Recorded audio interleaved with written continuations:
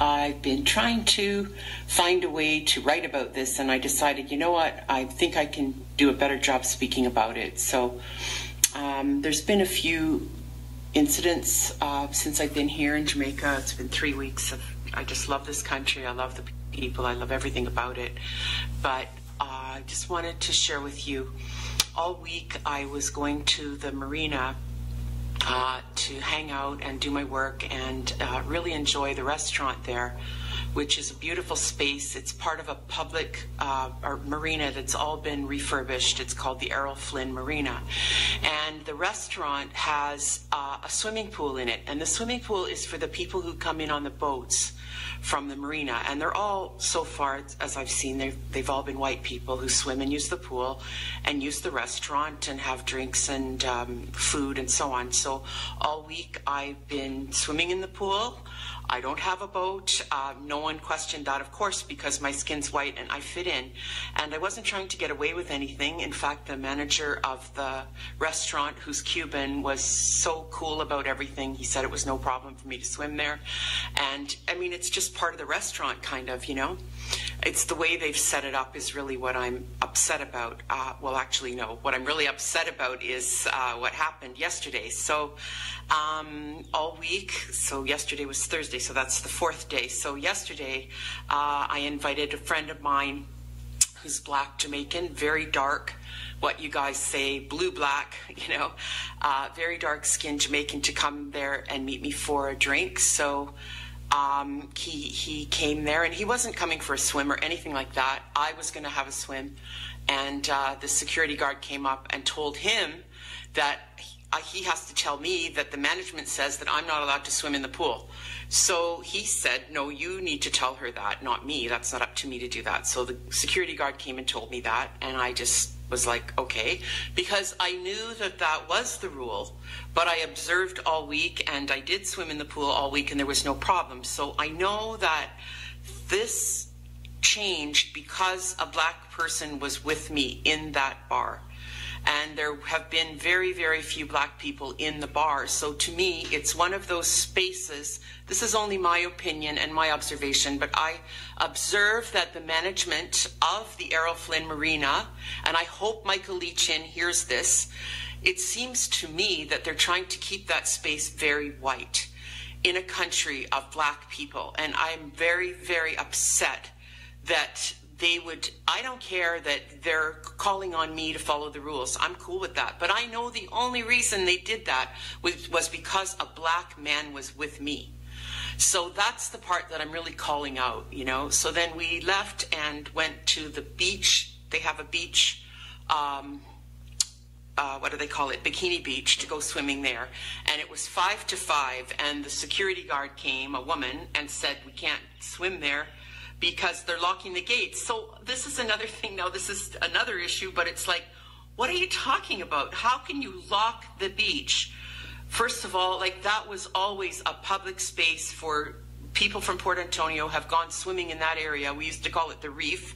And the first hotel that was ever built in Jamaica for tourism was the Reef at that area, which burnt down. And then we always went swimming at the Reef, and it was a public space. So now they've made this other beach they call Bikini Beach, and they lock it up at 5 o'clock. And I'm like, what in the heck is going on? Are you telling me that the people of Port Antonio can't go and swim in their own public area because somebody decided to lock a gate at 5 o'clock at night? That just doesn't make sense to me at all. And, you know, the sad thing is that hardly anybody is using that area because of all these rules. And I said to the security, like, this is Jamaica. What kind of rules are these? All these Jamaican rules. I've never heard of these rules before. What are you guys trying to do? I think you're trying to keep the public out of their own spaces. You're trying to keep that marina for the white people that come as tourists. And that is wrong. It's wrong, it's wrong, it's wrong. That space is a public space. That's for the people of Port Antonio. And if you want to have your little swimming pool for the rich white people that come in on their yachts and get drunk and try to... No, I'm going to stop. Okay, I'm not going to go there. Take that back. If you want to do that, then build the swimming pool somewhere else. Don't have it in the restaurant that we all want to use. That's the only place in that whole area where you can get changed or do anything where there's a washroom. All the other washrooms they've built and the other public buildings they've built are all totally run down and not being used. And I'm calling out the Jamaica Tourist Board and whoever's running this Errol Flynn Marina to smarten up and get these buildings fixed and start allowing the public to come back in and use their space. That space shouldn't just be for the white people that come in on boats, the rich white tourists that come from all over the world. No, this is for Port Antonio, for the people that live here. So that's it for today, and I'm glad I got that out. So what you guys just saw is a lady, a tourist actually, that came to Jamaica and is talking about all the injustices that black Jamaicans face in our own country. And quite honestly, I'm not impressed. Kudos to her for actually putting this on social media and saying something about it, because a lot of these tourists, when they come to our country, they see a lot of the injustices and all the stuff that we face as people and as a people in our own country, and they come and they enjoy and they don't do or say anything about it. And yes, like to big her up, highlight her for actually coming out and talking about it, but quite honestly, I'm not impressed. And why I'm not impressed is because we talk about this. Like, we speak on this. Like, this is no secret. Jamaican people talk about this all the time. And quite honestly, it goes unnoticed.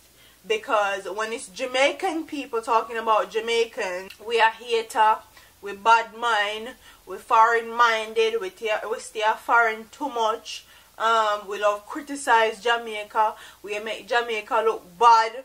But when somebody else from another country or a foreigner tourist come and say the same things that we as Jamaican people notice and say consistently, then they get praises. They get praises.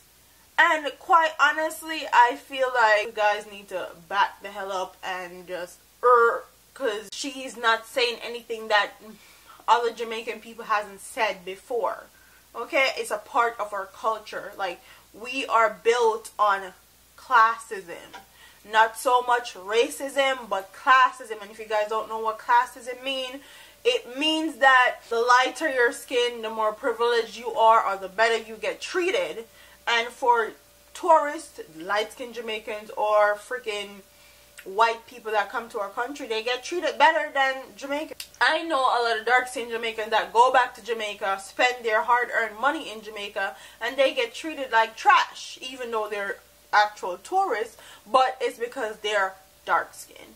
And quite honestly, this goes back all the way back from slavery days, when you used to have the light-skinned slaves that work in the house Negroes, and then you have the yard Negroes, and they used to put black people against each other, and that's psychological warfare, making one think that one is better than the other, when in truth and in fact, we're all Negroes, okay? At the end of the day, we're all Negroes, and it is what it is, but it's full time now that we stop blaming that.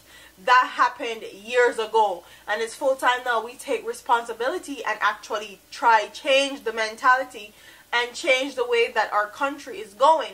Not only is classism a big issue in Jamaica, but also our country is being sold out to the highest bidder in Jamaica. So a lot of these resorts are not owned by Jamaicans. A lot of our land is not owned by Jamaicans anymore. A lot of businesses in Jamaica is not owned by Jamaicans. Like, our money is being fueled elsewhere. It's not being fueled inside the country.